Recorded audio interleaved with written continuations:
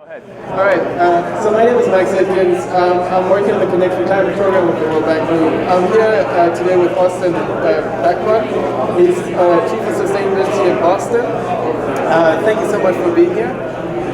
So my first question is, why did Boston get involved in taking on climate change, and how did they join the Compact of Mayors? Yeah, so Boston's actually been working on sustainability issues for quite some time, both on the mitigation standpoint, but also on adaptation, dating back to 2007 and 2008, respectively. But in terms of the Compact of Mayors, we were really inspired by that initiative. At that point, we had already updated our climate action plan 2 times and had been really inspired by the initiative to join the Compact and commit to continuing to do that every 3 years in the future. So in Paris, we actually announced that we were fully compliant with the Compact of Mayors. Mayor Walsh is very, very, very enthusiastic about being transparent with data and having data-driven decisions. And so it was just a great fit for us, and the ability to be at that conference and announce that we were fully compliant ahead of schedule as one of the very few cities that was able to do that was something that we were very, very proud to do. Oh, fantastic. And so as being part of the Compact of Mayors, what are your commitments, what are your plans, what do you aim to achieve this year and in the more long-term future? Right, so we'll certainly be updating our climate action plans on a regular basis. We definitely want to be transparent with our data, but beyond that, we want to make sure that the Paris Agreement comes to fruition on the ground. We think cities are incredibly important in that field. 54% of the world's population lives in cities, 66% of emissions come from urban areas, 90% of cities are in coastal zones that are subject to flooding, whether it's from sea level rise or inland sources. So we see that cities as a really, really important place to move forward. Even more so, when you look at the carbon budget that we have left to avoid the most substantial effects of climate change, before 2020, 1/3 of that will be decided by cities. So Mayor Walsh and myself are very, very passionate about taking all the steps that we can, both on a mitigation standpoint as well as an adaptation standpoint. And we want to make sure that we're leading by example. In the city of Boston, only 3% of emissions come from municipal operations. Our 300 or so buildings are about 1,000 vehicles.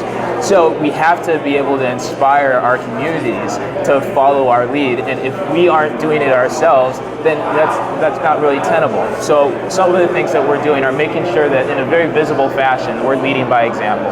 So we're starting an initiative to do energy savings performance contracting, to retrofit our buildings, to make sure that they're as energy efficient as possible, and demonstrating that you can save so much money from these retrofits that they can actually pay for themselves. We also are looking at opportunities where we can incorporate more renewables. We've already taken steps to work with our communities to make sure that all of our residents have great access to the incentives that are available, whether they're federal, state, or otherwise, to help retrofit their homes. And some of our award-winning initiatives really make sure that we push that messaging through each and every opportunity that we have to make sure that our residents are able to do that, and our business communities are able to see not only the great work that we're doing at the city, but see how they can follow that lead as well.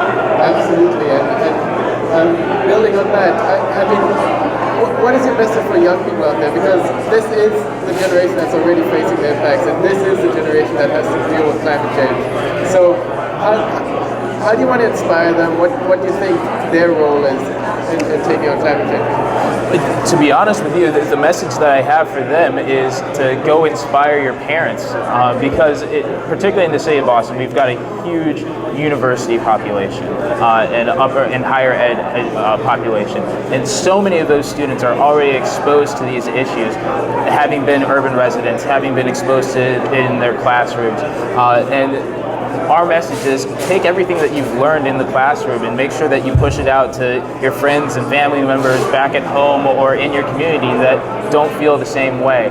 And you don't have to work in this field to absolutely have an impact, right? Whether you're working in the business community at a nonprofit, if you can take the smallest steps, whether it's helping your company use its energy more wisely by adjusting the thermostat or investing in a programmable thermostat or starting a recycling program at your company or starting an initiative where you're competing with another division on how you can be more sustainable or who uses less energy. All of these are things that you can do on a daily basis, and frankly, the student population responds really well to that. In Boston, we actually have an initiative in our public schools where schools compete against each other on who can save the most energy, and when you do that, we actually let the schools keep that money and that funding that they save as a result. And when you do that, you inspire these students to work together and understand the issue, and you start generating that next generation of sustainability leaders. And frankly, that's one of the best parts of my job, because then you see the next series of leaders coming in behind you. Fantastic. Well, thank you so much. You've heard it from Boston. Young people are the leaders, and Boston is leading the race. Thank you so much. Thank you.